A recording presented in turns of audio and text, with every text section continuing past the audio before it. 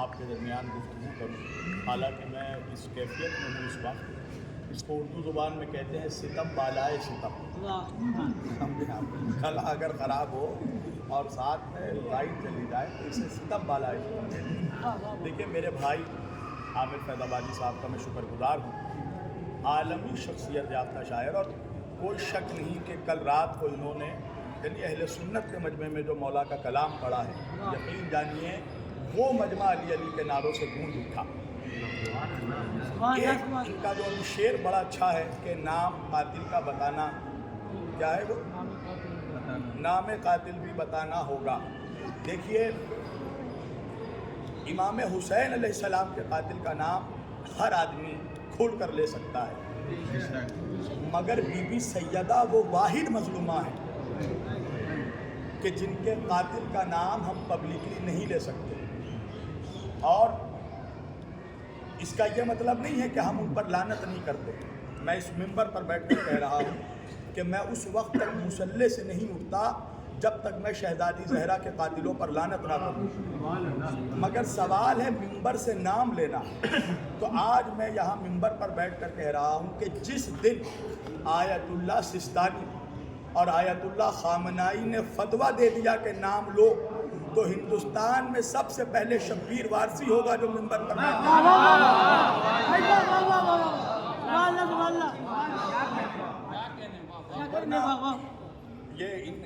یہ بھی اپنی جگہ صحیح ہے، مگر جو یہ نظریہ ہے آپ کو یہ بھی سمجھنا پڑے گا کہ مجلس حسین دراصل تبلیغ حق کا منبع ہے۔ در حسین پہ آتے ہیں ہر خیال کے لوگ، یہ اتحاد کا مرکز ہے آدمی کے لیے، جہاں پر ہر قسم کا آدمی آ رہا ہے، ہر سماج کا آدمی آ رہا ہے۔ اور ابھی آیت اللہ سستانی کا بھی اس سال میسیج آیا ہے ذاکرین منبر کے لیے کہ آپ منبر پر بیٹھ کر ایسی گفتگو نہ کریں جس سے دوسرے قوموں کی دل شکنی ہو، اس لیے کہ جس پر آپ جس کو صاحب لعنت سمجھ رہے ہیں ہو سکتا ہے وہ دوسروں کے لیے صاحب رحمت ہے، مگر جب تک وہ اس فرش پر آئے گا نہیں تو اس کو یہ بات سمجھ میں نہیں آئے گی کہ درود کس پہ بھیجنا ہے، لعنت کس پہ کرنی ہے۔ پہلے آنے دیجئے لوگوں کو، جب یہاں پر آئے گا تو جس دن وہ حسین کے قاتل کو سمجھ جائے گا وہ سمجھ جائے گا کہ اس قتل کے پیچھے سازش بہت پرانی ہے۔ تو منبر پر ایسی گفتگو ہو کہ کوئی حر ہو تو چلا آئے اور کوئی حرمولہ ہو تو بھاگ جائے۔ یہ ہے مقصد مجلس کے ہر آیت اللہ خامنائی فرماتے ہیں کہ ذاکرین مجلس حسین جو ہیں ان کو چاہیے کہ ایسی گفتگو کریں کہ قیامت تک حریت کا دروازہ کھلا رہے۔ آپ یقین مانیے میں کسی کو طنز نہیں کر رہا ہوں، مثلاً آپ نے نام لے کے لعنت کر دی، بھائی کیا ہوگا، تھوڑی دیر کے لیے ہمیں مزہ ہی تو آئے گا، تھوڑی دیر کے لیے ہم مسکرا ہی تو دیں گے، مگر مقصد مجلس پامال ہو جائے گا۔ وہ ایک بندہ جو پہلے دن مجلس میں آیا ہے کل سے نہیں آئے گا، اس کو آنے دو قریب، جب وہ آپ سے قریب آئے گا تو لوہا آگ کے قریب آ کر ہی فولاد بنتا ہے۔ اور میں نے ایک جملہ پہلے بھی کہا تھا کہ یہ جو زمانہ ہے یہ شیعت کا گولڈن ٹائم ہے، اس سے زیادہ تبلیغ کا موقع کسی صدی میں نہیں ملا۔ اور دیکھیں انقلاب ایسا برپا ہو رہا ہے، میں نے اس سال دو جشن غدیر اٹینڈ کیے اہل سنت میں، یہ اپنے آپ میں ایک انقلاب ہے۔ اس وقت سنی نوجوان اور غیر شیعہ نوجوان تیزی سے شیعہ علماء کو سن رہا ہے، شہنشاہ حسین نقوی کو سن رہا ہے، مولانا علی رضا رضوی کو سن رہا ہے، نصرت بخاری کو سن رہا ہے، اس لیے کہ وہ اپنی زبانوں سے ڈائریکٹ طنز نہیں کرتے، ڈائریکٹ ہٹ نہیں کرنا ہے، ورنہ بات تو اشاروں میں بھی کی جا سکتی ہے۔ اب میں نے تو بہت ہی باتیں کی ہیں، آپ لوگ جانتے ہیں، کہنے کی ضرورت نہیں ہے۔ بہرحال ان چیزوں کو سمجھنا بہت ضروری ہے کہ منبر اس لیے بنا ہے کہ ہم دوسروں کو قریب بلائیں، امام زمانہ کے لشکر کے سپاہیوں میں اضافہ کریں۔ بھائی ہم نے کیا کیا آپ بتائیے؟ ہم جو کہتے ہیں العجل یا امام العجل، میں اپنے آپ سے بھی اور آپ سب سے بھی سوال کرتا ہوں کہ جو ہم کہتے ہیں العجل، ہم نے تیاری کیا کی ہے اگر مولا آج آ جائے؟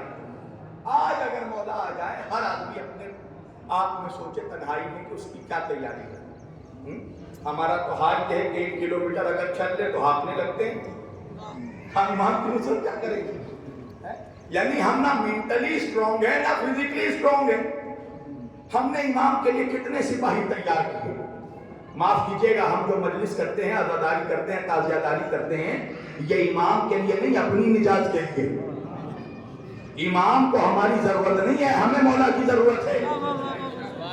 تو آپ کہیے گا مولانا کوئی ایسے بھی لوگ ہیں کہ جنہوں نے امام کے لیے بھی کچھ کیا ہے؟ ہاں، اگر اماموں کے لیے کسی نے کچھ کیا ہے تو وہ حزب اللہ کے شہیدوں نے کیا ہے، جس نے شہزادی کے روضے کے دفاع کے لیے اپنی جان قربان کر دی۔ بہرحال عزیزان گرامی، جو بات کہنا تھا وہ میں نے کہہ دیا۔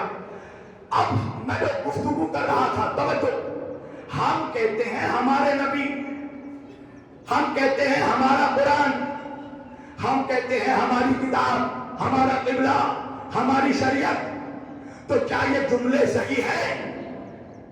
ہم تو کہتے ہیں ہمارا نبی، تو کیا وہ ہمارے نبی ہے؟ نہیں، وہ نبی ہے اللہ کا۔ ہم جو کہتے ہیں ہماری کتاب ہے، نہیں، کتاب ہے اللہ کی۔ ہم جو کہتے ہیں ہماری شریعت، تو کیا یہ ہماری شریعت ہے؟ کہا نہیں، اللہ کی بھیجی ہوئی شریعت ہے۔ ہم جو کہتے ہیں ہمارا قرآن، تو کیا یہ ہمارا قرآن ہے؟ کہا نہیں، اللہ کا بھیجا ہوا قرآن ہے، اللہ کے بھیجے ہوئے نبی ہے۔ تو بھائی جب نبی اللہ کا بھیجا ہوا ہے تو ہم یہ کیوں کہتے ہیں ہمارے نبی؟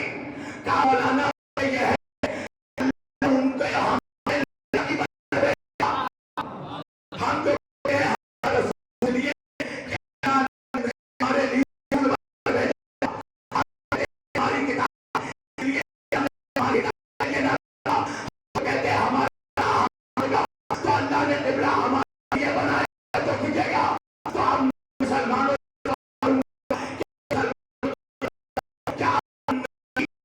مرضی سے جا سکتے ہو، رسول کو رسول نے بنا۔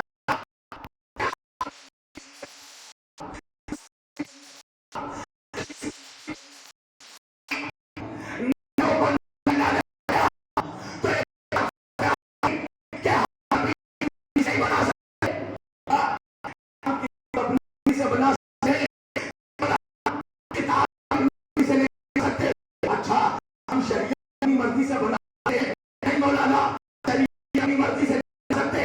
اچھا، کیا کعبہ نے بنایا تھا؟ نہیں، وہ بھی اپنی مرضی سے نہیں بنا سکتے۔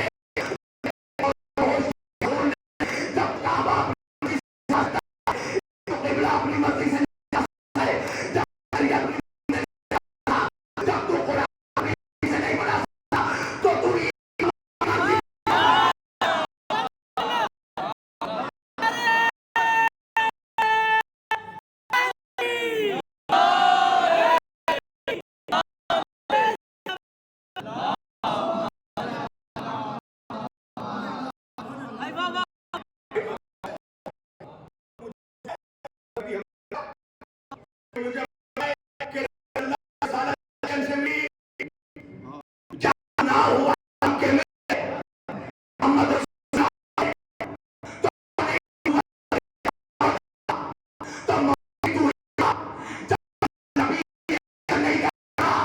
تو پھر جانشین